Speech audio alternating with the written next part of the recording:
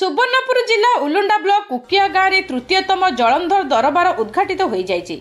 मुख्य अतिथि पंचमहला पंचायत सरपंच अशोक कुमार पंडा, सम्मानित अतिथि भाव समिति सभ्य प्रतिनिधि वृंदावन सुरजाल, पंचमहला समवाय समिति अध्यक्ष नरेंद्र कुमार आचार्य, पूर्वतन सरपंच श्रीजुक्त कैलाश चंद्र पुरोहित कुकिया, रघुनाथ क्लब कुकियार सभापति श्रीजुक्त राधाकांत पुरोहित, कुकिया महालक्ष्मी पूजा तथा गाँवर गौतिया श्रीपति पुरोहित एवं दीर्घ 7 दिन धरी हेबाकू जलंधर दरबार महाराजा गोपाल दास प्रमुख उपस्थित रही दरबार को उद्घाटन करथिले।